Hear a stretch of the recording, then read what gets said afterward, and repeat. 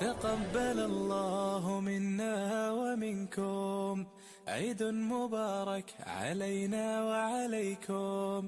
تقبل الله منا ومنكم عيد مبارك علينا وعليكم. تقبل الله منا ومنكم عيد مبارك علينا وعليكم. تقبل الله منا ومنكم عيد مبارك علينا وعليكم.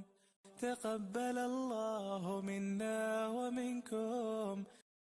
شروع اللہ کے نام سے جو بڑا مہربان نہایت رحم والا ہے۔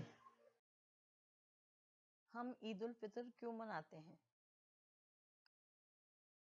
رمضان کا مہینہ اللہ نے ہمارے لیے رحمت کا مہینہ بنایا ہے، جس میں جنت کے دروازے کھول دیے جاتے ہیں اور جہنم کے دروازے بند کر دیے جاتے ہیں اور شیطان کو قید کر دیا جاتا ہے۔ یہی وجہ ہے کہ عید کے دن ہم خوشی مناتے ہیں۔ سب مسلمان نماز عید الفطر کی صورت میں اللہ کا شکر ادا کرتے ہیں۔ نبی کریم صلی اللہ علیہ وسلم جب مدینہ تشریف لائے تو اہل مدینہ سال میں 2 تہوار منایا کرتے تھے۔ نبی کریم صلی اللہ علیہ وسلم نے فرمایا، اللہ تعالیٰ نے تمہیں ان سے بہتر 2 دن عطا کیے ہیں جو عید الفطر اور عید الاضحیٰ ہیں۔ نبی کریم صلی اللہ علیہ وسلم کے آنے پر اہل مدینہ کے سابقہ تہوار ختم کر دیے گئے اور اس کے بدلے میں 2 نئے اسلامی تہوار شروع ہو گئے۔ پھر اہل مدینہ نے خوشی سے اس کو تسلیم کیا اور کہا، میں اللہ کے معبود ہونے پر، اسلام کے دین ہونے پر اور حضرت محمد صلی اللہ علیہ وسلم کے نبی ہونے پر راضی ہوا۔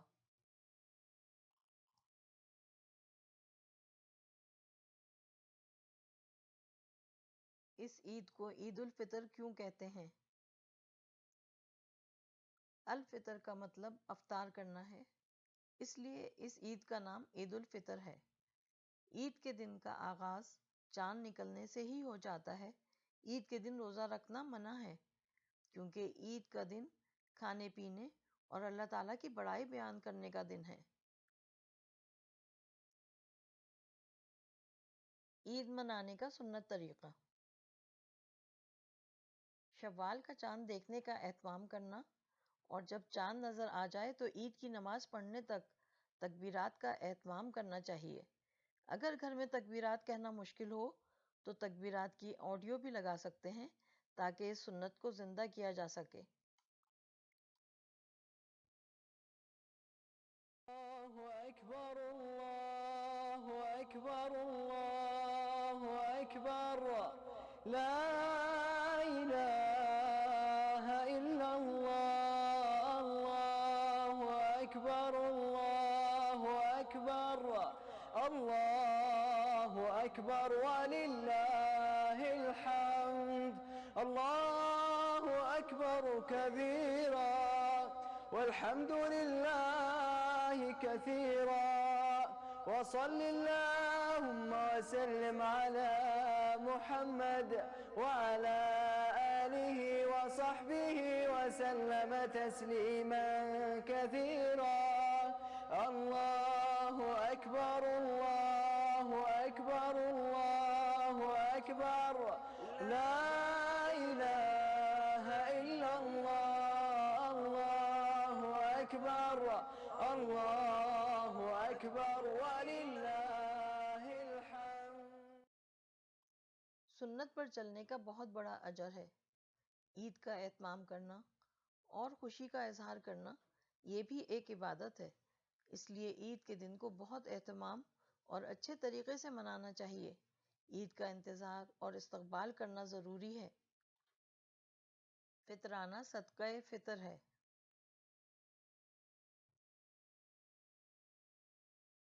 فطرانہ ادا کرنا گھر کے ہر فرد یعنی ہر مسلمان پر فرض ہے، خواہ چھوٹا ہو یا بڑا، اس نے رمضان کے روزے رکھے ہوں یا نہ رکھے ہوں، لیکن اس کا صدقہ فطر عید کی نماز سے پہلے ادا ہو جانا چاہیے۔ عبداللہ بن عباس سے روایت ہے کہ رسول اللہ صلی اللہ علیہ وسلم نے صدقہ فطر کو فرض قرار دیا ہے تاکہ روزے دار کے لیے جو رمضان میں کوئی کمی بیشی رہ جائے تو اس صدقے کے ذریعے اس کا ازالہ ہو جائے گا۔ جو مسلمان عید کی نماز سے پہلے اس کو ادا کرے گا، اس کا یہ عمل قبول کر دیا جائے گا، اور جس نے اسے نماز کے بعد ادا کیا تو یہ عام صدقات میں سے ہی ایک صدقہ ہوگا۔ صدقہ فطر ادا کرنے کا مسنون وقت آخری روزہ افطار کرنے کے بعد شروع ہوتا ہے، لیکن عید سے 1 یا 2 دن پہلے بھی ادا کیا جا سکتا ہے۔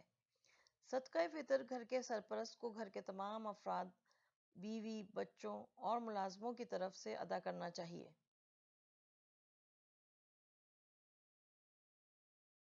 عید کی تیاری۔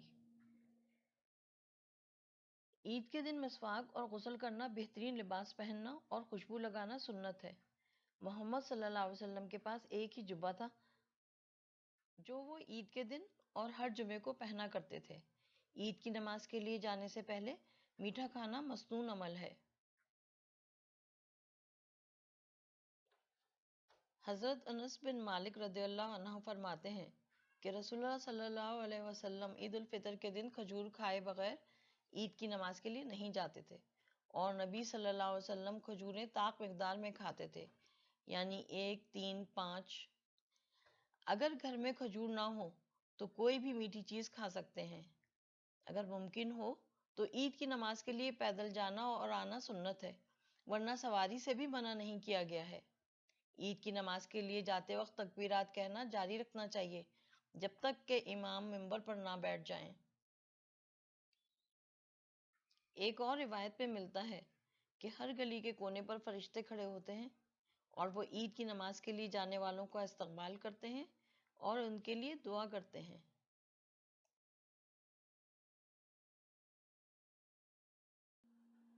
عید کی نماز۔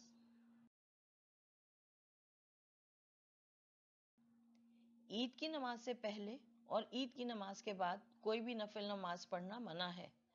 نماز عید بستی سے باہر کھلے میدان میں پڑھنا سنت ہے۔ عید کی نماز کے لیے دیر نہیں کرنی چاہیے، کیونکہ اس کا وقت اشراق کی نماز کا وقت ہے۔ نماز عید کے لیے نہ اذان ہے نہ اقامت۔ اس نماز کی 2 رکعات ہوتی ہیں، اس کے بعد خطبہ دینا مسنون ہے۔ عید کی نماز میں کل 12 تکبیریں ہوتی ہیں۔ پہلی رکعت میں قرأت سے پہلے 7 اور دوسری رکعت میں قرأت سے پہلے 5 کہنی چاہیے۔ پہلی رکعت میں سورۃ الاعلیٰ اور دوسری رکعت میں سورۃ الغاشیہ پڑھنا مستحب ہے۔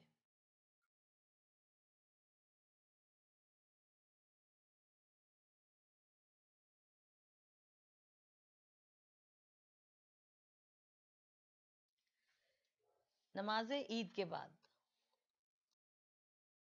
اسلام میں عید کا مقصد یہ بھی ہے کہ ہم اپنے عزیز و اقارب، پڑوسی، دوست احباب، جن کو ہم کافی عرصے سے نہ مل سکے، نہ ہی کوئی رابطہ کر سکے، عید کے موقع پر ہمیں چاہیے کہ انہیں دعاؤں میں شامل ضرور کریں، اور ہو سکے تو ان سے رابطہ کریں اور ملاقات کریں۔ محمد صلی اللہ علیہ وسلم نے فرمایا کہ تحفے تحائف دیا کرو، کیونکہ تحفے تحائف دینے سے محبتوں میں اضافہ ہوتا ہے۔ صحابہ کرام عید کے دن ایک دوسرے کو عید کی مبارکباد اور یہ دعا دیا کرتے تھے۔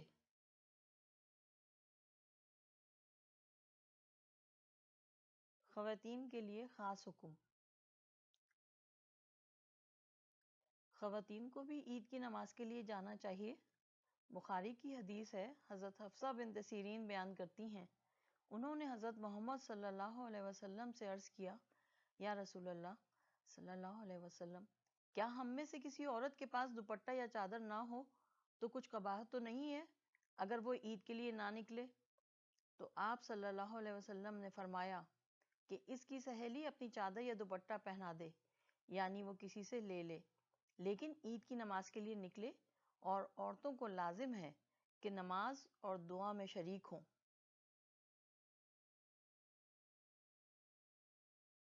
ایک دوسری روایت میں آتا ہے کہ آپ سے سوال کیا گیا، حضرت ام عطیہ رضی اللہ عنہا سے روایت ہے، رسول اللہ صلی اللہ علیہ وسلم نے حکم دیا کہ سب عورتوں اور لڑکیوں کو بھی دونوں عیدوں کی نماز کے لیے عیدگاہ کی طرف نکالو، اور فرمایا، حیض والی نماز کی جگہ سے دور رہیں، جہاں مصلی ہو اس سے تھوڑا دور بیٹھیں، ذکر کریں اور دعاؤں میں شریک ہوں۔ عید کی نماز کے لیے عورت جب جائے تو اس کے لیے اللہ تعالیٰ نے مسلمان عورت پر حجاب کی جو حدود رکھی ہے ان کو پورا کرے، جیسا کہ اللہ تعالیٰ نے سورہ احزاب آیت نمبر 59 میں حکم دیا ہے، يا أيها النبي قل لأزواجك وبناتك ونساء المؤمنين يدنين عليهن من جلابيبهن ذلك أدنى أن يعرفن فلا يؤذين وكان الله غفورا رحيما۔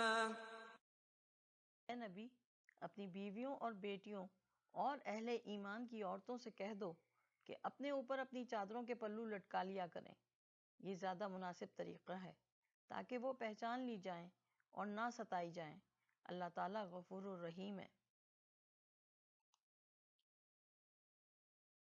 ایک مسلمان عورت کے گھر کے لباس اور باہر کے لباس میں فرق ہوتا ہے، جہاں مرد ہوں وہاں عورت کا تیز خوشبو لگا کر جانا ناپسندیدہ ہے۔ عید کے دن کے مسائل۔ بادلوں کی وجہ سے شوال کا چاند نہ دکھائی دے اور روزہ رکھ لینے کے بعد ظہر سے پہلے معلوم ہو کہ چاند نظر آ چکا ہے تو روزہ کھول دینا چاہیے، کیونکہ عید کی نماز کا وقت ظہر سے پہلے ہے، اور اگر ظہر کے بعد معلوم ہو تو اگلے دن عید ادا کی جائے گی۔ کسی مجبوری کے تحت اگر کوئی نماز عید کے اجتماع میں شامل نہ ہو سکے تو گھر میں 2 رکعت نماز پڑھ سکتے ہیں۔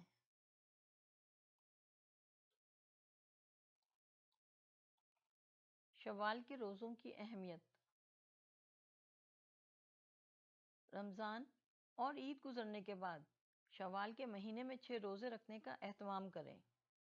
حضرت ابو ایوب انصاری سے روایت ہے کہ رسول اللہ صلی اللہ علیہ وسلم نے فرمایا، بے شک جو شخص رمضان کے روزے رکھ کر شوال کے مہینے میں 6 روزے رکھے اسے سال بھر کے روزوں کا ثواب ملے گا۔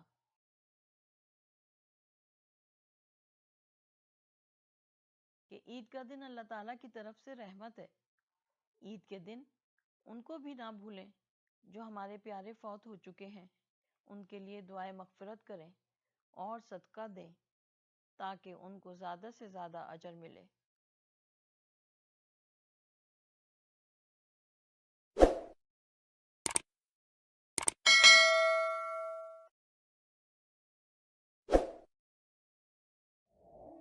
تقبل الله منا ومنكم عيد مبارك علينا وعليكم، تقبل الله منا ومنكم عيد مبارك علينا وعليكم، صمنا أياما أحلى الأيام يا ربي أعدها كل الأعوام، صمنا أياما أحلى الأيام يا ربي أعدها كل الأعوام، يا ربي أعدها كل الأعوام، تقبل الله منا ومنكم عيد مبارك علينا وعليكم، تقبل الله منا